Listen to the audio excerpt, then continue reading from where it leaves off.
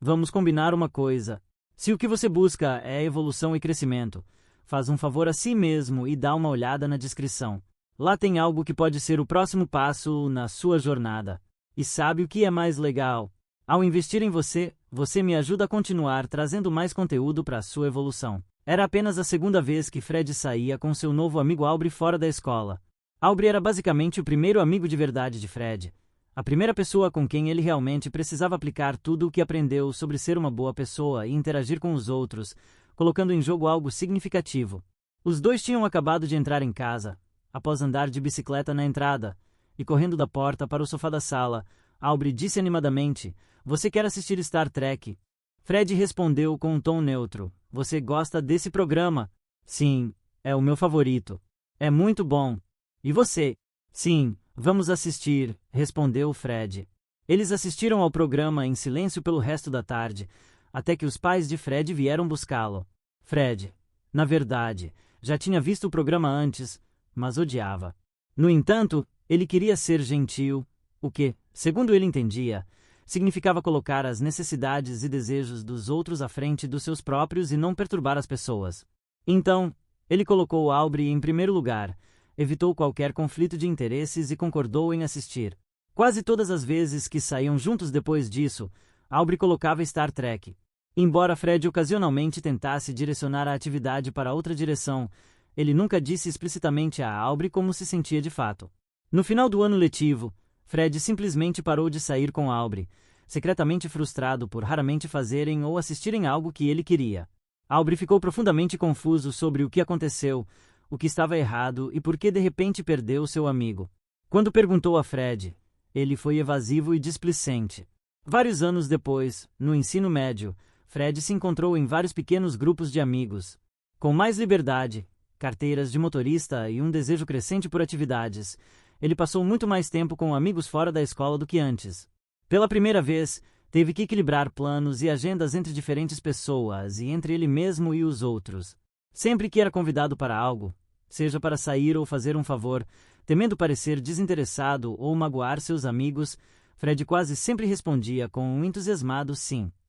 Claro, como ele sempre concordava, muitas vezes já tinha planos provisórios que se sobrepunham, o que significava que ele tinha que descobrir como cancelar a maioria deles. Durante o ensino médio, Fred passou muito pouco tempo consigo mesmo, seus hobbies, seus interesses, seu trabalho escolar, sua paz de espírito, etc. Ele frequentemente se sentia diminuído e usado, fazendo desproporcionalmente coisas que outras pessoas queriam ou sugeriam, desenvolvendo secretamente um ressentimento em relação a muitos de seus amigos e familiares. Na formatura, ele já havia perdido alguns amigos devido à sua natureza volúvel e intencionalmente, mas de forma inexplicável, rompeu laços com a maioria dos outros.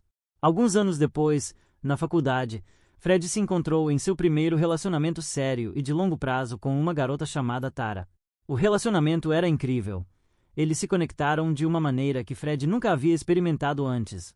Tara era linda, doce, engraçada e interessante, despertando partes dele que ele nem sabia que existiam e fazendo-se sentir vivo. Ele logo se apaixonou pela primeira vez. Com o tempo, no entanto, as coisas começaram a desmoronar. Tara frequentemente fazia coisas que irritavam Fred. Ela ficava dias sem responder às mensagens dele, saía com amigos sem nunca informá-los sobre quando e onde iria, reagia com pouca paciência e frequentemente pedia favores a Fred, negligenciando sua própria agenda e necessidades. 3 anos depois, Fred já não sentia a mesma conexão com ela que sentirá antes. Orgulhando-se de ser um namorado legal e tranquilo, em um relacionamento sem brigas, Fred raramente abordava coisas que o incomodavam, raramente apontava os defeitos de Tara ou quaisquer problemas no relacionamento e, na maioria das vezes, evitava discussões em geral. "Nós nunca brigamos", disse Fred a um amigo da faculdade enquanto conversavam em um bar. "Só não gosto muito do jeito que ela me trata. Ela parece não entender quem eu sou ou de onde venho, ou o que eu quero. Não sei, eu costumava pensar que ela entendia, ou pelo menos poderia, mas agora nem sei se ela se importa mais.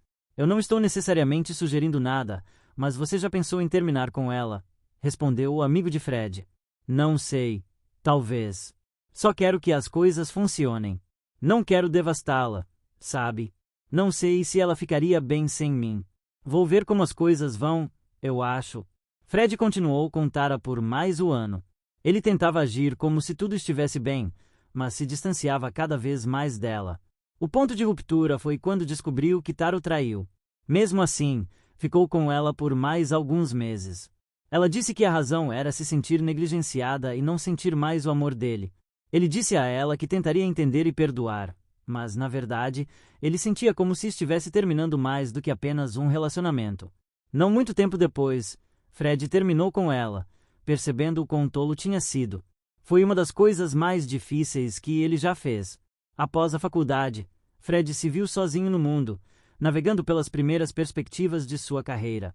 Aos 23 anos, recebeu sua primeira oferta de emprego real relacionada à sua área, coordenador de marketing digital para uma empresa de comércio eletrônico de médio porte. Fred aceitou a oferta com entusiasmo.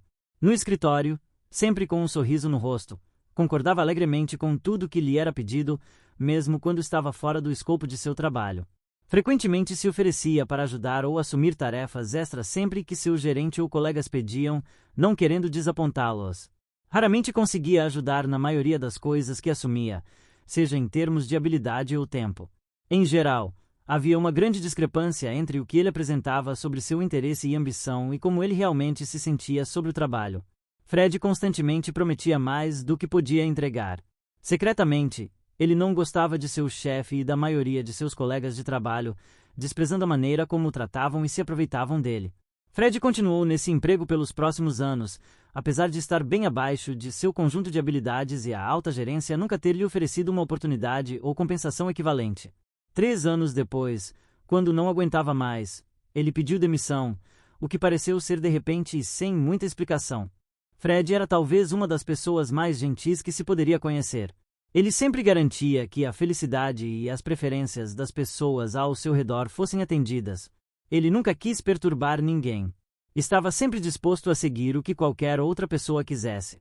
Assim, aos 28 anos, quando se viu sozinho, com poucos amigos, uma lista curta, mas complicada de ex-namoradas e um relacionamento tenso e estranho com seus ex-colegas e chefes, ele estava extremamente confuso. Tendo tido pouca vida social, e menos ainda relacionamentos nos últimos anos, e sentindo-se à beira de uma vida de total isolamento, Fred decidiu começar a namorar novamente. Ele teve pouco sucesso no início, mas eventualmente conheceu uma mulher muito única, espontânea e extrovertida, diferente de qualquer pessoa que já havia conhecido, chamada Amina.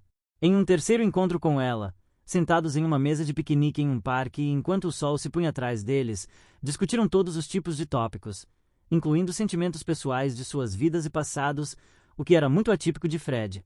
Ele compartilhou sobre seus antigos amigos e empregos e até mesmo algumas de suas ex-namoradas. Não sei, parece que todo mundo é egoísta neste mundo. Isso é definitivamente uma coisa que aprendi. Sinto que as pessoas sempre se aproveitaram de mim, da minha bondade. Sempre fui nada além de gentil, mas só acabo sendo prejudicado repetidamente, disse Fred. É verdade. As pessoas são definitivamente egoístas, respondeu Amina. Após uma breve pausa, claramente tendo mais a dizer, Amina continuou. Tenho que dizer, se vamos, potencialmente, continuar isso, preciso perguntar algo. Claro, sim. Sobre o quê? Fred respondeu. Você é o tipo de cara tão focado em ser gentil que nunca pensa realmente nos outros. O que você quer dizer? Fred perguntou, confuso com a questão paradoxal. Você já disse a alguém como se sente? Já pediu para não fazerem algo? Explicou o que estava errado e tentou resolver, sem querer ofender, mas parece que você sempre esperava que as pessoas soubessem como você se sentia e te tratassem bem, só porque você era gentil. Outra breve pausa preencheu o espaço entre eles. Eu só não gosto de discutir ou ser mau ou confrontador sem motivo, especialmente quando as pessoas já deveriam saber o que é certo, respondeu Fred. Sim. Mas como alguém vai saber de um problema se o problema estiver escondido deles? E por que alguém iria querer resolvê-lo se isso os beneficia e a outra pessoa parece não se importar? Não acho que ser gentil seja sempre bondoso. Porque bondade não é silêncio, submissão ou autossacrifício.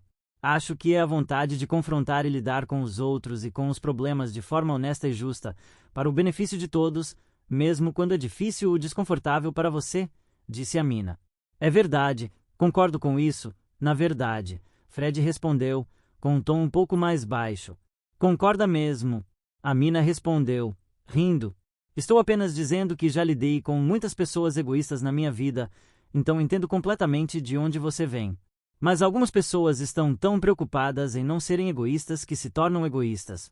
Elas se concentram tanto em serem queridas e percebidas favoravelmente que nunca consideram as consequências de sua chamada gentileza.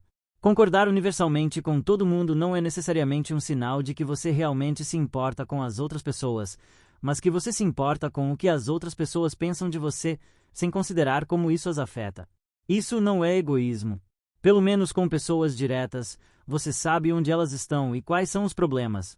Talvez as perspectivas delas ainda não sejam sempre boas, mas pelo menos elas te respeitam o suficiente para te contar.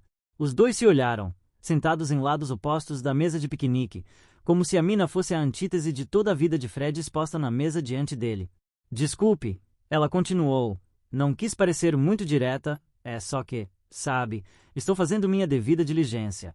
Menos tempo para desperdiçar nessa idade, sabe? Sim, eu sei, eu entendo, disse Fred, rindo. Você estará por perto neste fim de semana? Deveríamos fazer algo, disse Amina. Fred hesitou, depois disse, sim, talvez devêssemos desacelerar um pouco, na verdade.